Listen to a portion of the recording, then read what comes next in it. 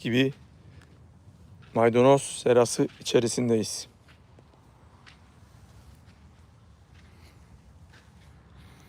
Şunu rahatlıkla söyleyebiliriz ki tohum ekerken dikkatli olmak gerekir.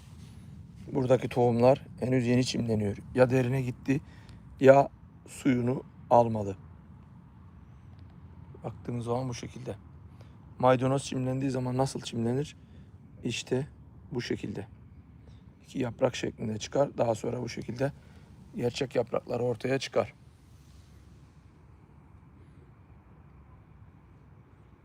Bu bir maydanoz serası.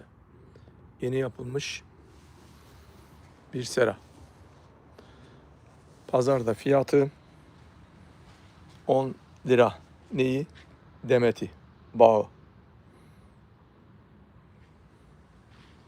Bu sırada geçtiğimiz yıl bol yabancı ot vardı. Şimdi daha az. Sebebi solarizasyon. Yani üstünü, toprağın üzerini şeffaf plastikle kapattılar. Bu şekilde baktığımız zaman biçim zamanı yaklaşıyor ama birazcık daha zayıf. Şu şekilde bak aldığımızda bir demet olacak şekilde. Baktığımız zaman şöyle yaprak saplarının henüz daha çok zayıf olduğunu görüyoruz. Boy olarak iyi gözükür. Yüksek gözüküyor. Ama yaprak sap olarak daha zayıf. Tüketici bunu tazecik yemesi güzel olur diyebilir ama üretici de fazla para etmesi için biraz daha beklemesi gerekiyor.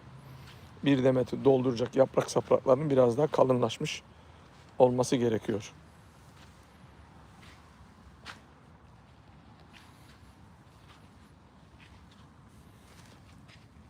Böyle baktığımız zaman güzel bir görüntü.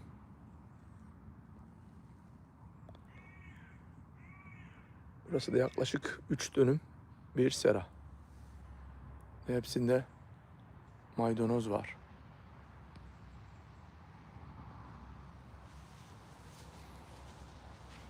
Şimdilik yabancı ot çok az.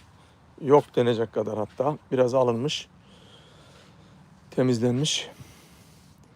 Ama işte yaz döneminden üstünü örterseniz toprağın üstünü bu şekilde güzel bir yabancı otsuz serayı elde edebilirsiniz. Yapmazsanız içinde bol miktarda yabancı ot olur.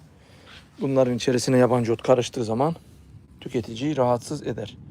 Tüccarlara da zaten satamazsınız. Pazarcılara zaten satamazsınız. Kirli derler. Onlar da bu otu aldırmak isteyeceklerdir. Bu durumda sizden bir demet maydanozun fiyatında fiyat kırmanızı isteyecekler. Şöyle diyelim.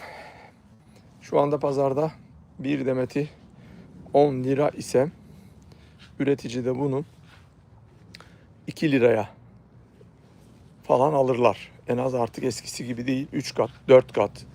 Dönem dönem değişiyor. 5 kat fiyat farklarının olduğu dönemleri biliyoruz. Bu fark fazla mı? Fazla. Yani pazardaki fiyat yüksek olunca bunu üretici kazanıyor diye düşünmemek gerekiyor. Bunların maliyeti var tabii. İşçi maliyeti var. Buradan hazırlayıp pazara götürülmesi var. Pazarcılara dağıtılması var. Kâr meselesi var. Masraflar var gibi. Bu bölge niye bu şekilde? Şimdi de buraya doğru geldik. Aynı seranın içerisinde şuradaki çimlenme durumuna bakıyoruz. Hatta bir size daha iyi görmeniz için yaklaştıralım biraz.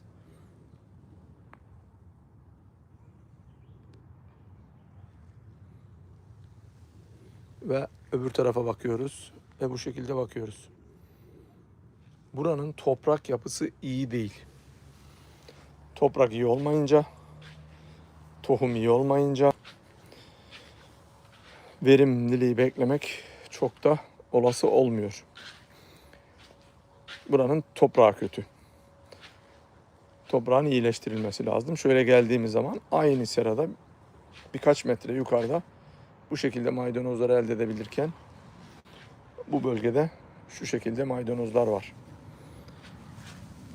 toprak iyi değilse, organik maddesi iyi değilse, toprağın bünyesi iyi değilse tohuma iyi ev sahipliği yapamıyor. Tohum iyi çimlenemiyor. Çimlense toprak üzerine çıkış yapamıyor. Çıkış yaparsa da büyüyemiyor. Bunun gibi arkası arkasına bir sürü faktör var. Bunlar sıralanabilir. Nerede var bu? Şu şekilde baktığımızda şöyle seranın bu bölgesinde sorun olduğunu görebiliyoruz.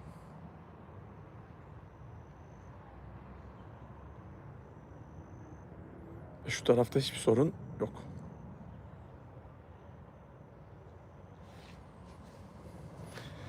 Bunun yabancı otunu aldırmak için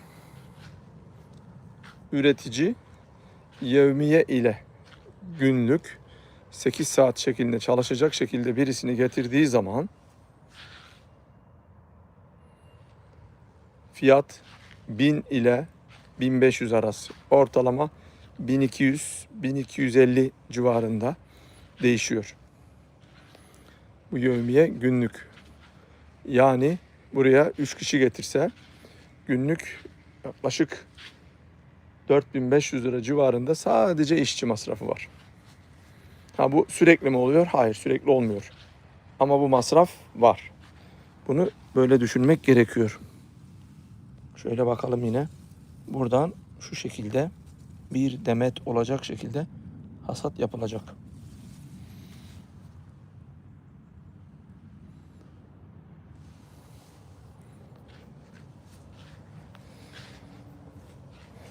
Bu maydanozlardan en az 3 kez, belki 4 kez, belki az ihtimal 5 kez hasat yapmayı üretici isteyecektir. Bunun olabilmesi için her taraftaki çimlenmeyenlerin de biraz daha çimlenmesi, sağlamlaşması, yani evet, bütün bitkilerin iyi olarak ayarlanması gerekir ve piyasanın da biraz para kazandırması gerekir. Kazandırdığı zaman üretici bunlara bakar ve birazcık daha vejetasyonu, tarladaki süresini uzun tutar. Bunlarda hastalık zararlı olacak mı? İlla ki olacak. Kurtlar, beyaz sinekler, yaprak bitleri, kırmızı örümcekler, külleme, bunun gibi hastalık ve zararlıları burada görecekler. Bir mücadele yapılacak. Mücadele yapmadan, yani hastalık ve zararlıyı yok etmeden iyi bir verim almak mümkün değil. İyi günler dileriz.